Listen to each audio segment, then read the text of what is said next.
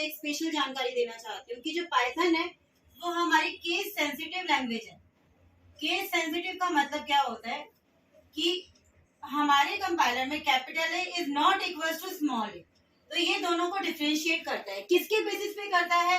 ASCII values के basis पे ये इसको डिफरेंशिएट करता है। एस्काई का मतलब क्या है? American standard code for information interchange.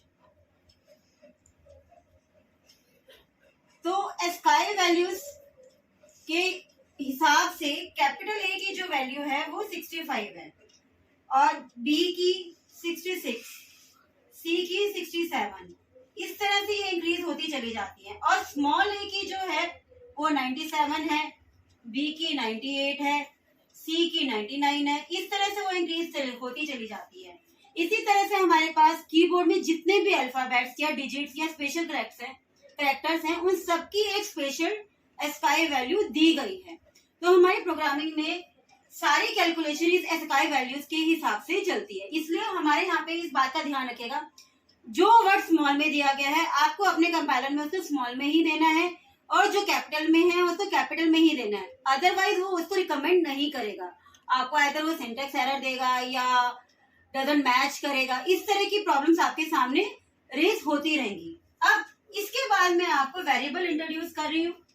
Variables का क्या मतलब होता है? ये एक बहुत इंपॉर्टेंट पार्ट है हमारी प्रोग्रामिंग लैंग्वेज में। Variables it is a storage container.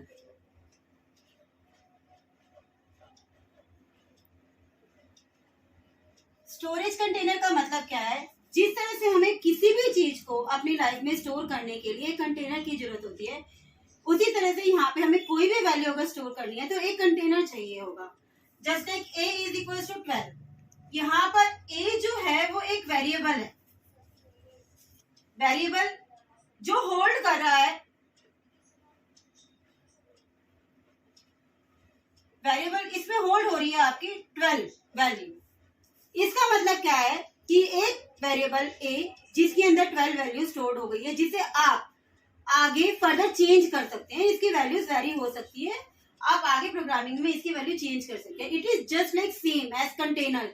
जैसे हम बिस्किट स्टोर करते हैं किसी जार में या बॉक्स में, वो भी एक कंटेनर होता है जो कि बिस्किट्स को स्टोर कर रहा है। इसी तरह से प्रोग्रामिंग लैंग्वेज में वेरिएबल्स, अगर हमें कुछ भी स्टोर करना है फर्दर यूज के लिए तो हमें वेरिएबल्स को इंट्रोड्यूस करना पड़ेगा। अगर यहाँ पे हमने कैपिटल ए एक वेरिएबल इंट्रोड्यूस किया है तो it is not equals to small A. क्यों नहीं है? क्योंकि हमारी पाइथन लैंग्वेज केस सेंसिटिव है, इसीलिए कैपिटल ए की जगह वो स्मॉल ए को मैच नहीं करेगा। अगर आपने कैपिटल ए की जगह स्मॉल ए अगर आपने टाइप किया है तो वो एरर है। अब वेरिएबल डिक्लेयर करते टाइम हमारे रूल्स क्या होते हैं? रूल्स फॉर वेरिएबल डिक्लेरेशन, जो मेन आपके रूल्स हैं। डिक्लेरेशन का मतलब क्या है कि हम अपने प्रोग्रामिंग में वेरिएबल को डिफाइन कर रहे हैं, एक बॉक्स या एक कंटेनर हम अपनी प्रोग्रामिंग में इंट्रोड्यूस कर रहे हैं। इट डजंट स्टार्ट विथ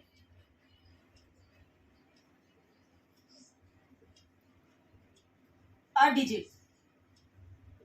कोई भी कैपिटल लेटर या स्मॉल लेटर आप इसमें इंट्रोड्यूस कर सकते हैं, लेकिन कोई भी वेरिएबल एक डिजिट से स्टार्ट नहीं होगा।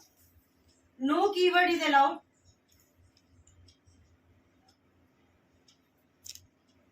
कीवर्ड का क्या मतलब होता है? जिसका हमारे प्रोग्रामिंग में ऑलरेडी कोई मीनिंग डिफाइंड है, जैसे कि प्रिंट, अभी तक मैंने आपको स्टेटमेंट बताई है, वो कीवर्ड है, तो आप इसे यहाँ यूज नहीं कर सकते। जैसे कि मैंने आपको END एंड के बारे में बताया है, तो आप वेरिएबल में इसको इंट्रोड्यूस नहीं कर सकते। लेकिन अगर आपने END लिया तो ये वैलिड वेरिएबल है। वैलिड मीन्स ये आपका यूज हो सकता है, क्योंकि कैपिटल ई और स्मॉल ई दोनों डिफरेंट वेरिएबल्स हो गए। प्रिंट स्टेटमेंट जैसे मैंने यहाँ पे प्रोग्राम में स्मॉल लेटर्स में ली है, लेकिन वेरिएबल में अगर आप कैपिटल में प्रिंट स्टेटमेंट देते हैं तो इसे भी आप यूज कर सकते हैं, ये भी वैलिड वेरिएबल है। अगर आपने ये दिया तो ये भी वैलिड है, क्योंकि फर्स्ट लेटर कैपिटल हो गया। अगर आपने प्रिंट स्मॉल लेटर में दिया तो ये इनवैलिड हो जाएगा, क्यों इनवैलिड होगा? बिकॉज ये एक कीवर्ड है। आप अपने वेरिएबल्स को सिर्फ अंडरस्कोर से स्टार्ट कर सकते हो। Underscore is allowed, no special character allowed.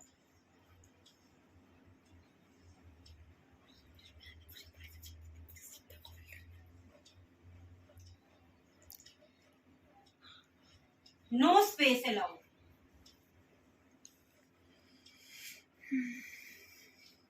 तो आप वेरिएबल डिक्लेयर करते टाइम इन सब चीजों का ध्यान रखेंगे जबकि आप एक किसी भी वेरिएबल को डिफाइन करेंगे।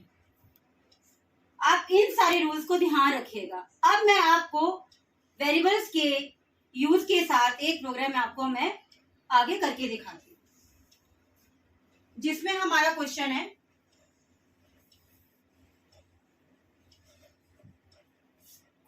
हमारा first, right a program to input your name,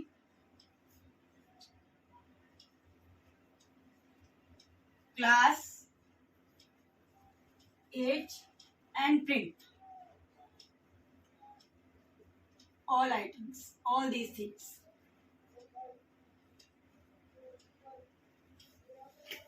Now मेरे को अगर अपना वेरिएबल लेना है नेम स्टोर करने के लिए, तो मैंने यहाँ पे वेरिएबल लिया नेम, इसके अंदर मैंने स्टोर किया नेम इज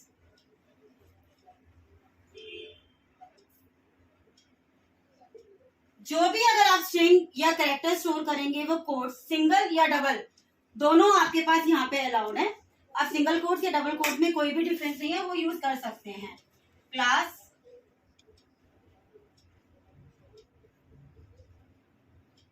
एज, न्यूमेरिक के लिए हमें यहाँ पर विदाउट कोट्स यूज करना है। अगर आपने कोट्स के साथ न्यूमेरिक वैल्यू डाली तो उसमें आप कैलकुलेशंस नहीं ले पाएंगे, क्योंकि वो उसे एज ए स्ट्रिंग कर लेता है, तो हमारे पास कैलकुलेशंस नहीं होती है। अब जो ये वैल्यूज हमने इनपुट करी हैं इसे हमें प्रिंट करना है। Print my name is equals two comma name, print class is equals to class,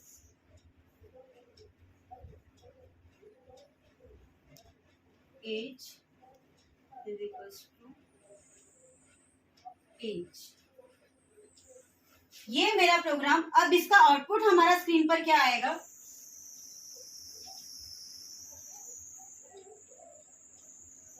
जैसे मैंने यहाँ पे कोड्स के अंदर दिया है my name is equals to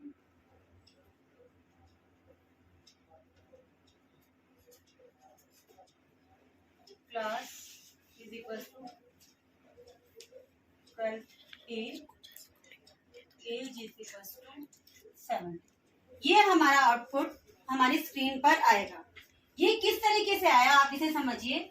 ये जो मैंने कोट्स के अंदर दिया था, कॉमा से पहले, कॉमा जो है हमारा डबल कोट्स के बाद है, ये किसका इंडिकेशन है? Double quotes. ये जो स्ट्रिंग हमारी स्टोर हुई वो एज इट इज हमारे यहाँ पे स्क्रीन पर आ गई।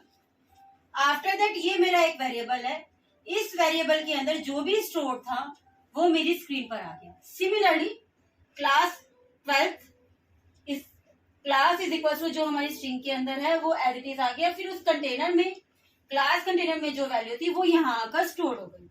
Similarly age is equal to भी ऐसे ही आएगा, और एज हमारी 17 स्टोर थी वो यहाँ गई। अगर मैं यहाँ पे कैपिटल ए लिख देती हूँ तो यहाँ पे मेरा सिंटेक्स एरर आ जाएगा। क्यों आएगा? क्योंकि मेरा वेरिएबल मैच नहीं करेगा। ये कैपिटल ए है और जबकि मैंने वेरिएबल डिक्लेयर स्मॉल ए से किया है। इस सिंटेक्स एरर को रिमूव करने के लिए मुझे यहाँ पे सेम वेरिएबल नेम यहाँ पर लिखना पड़ेगा, तभी हमारा प्रोग्राम यहाँ पर आएगा।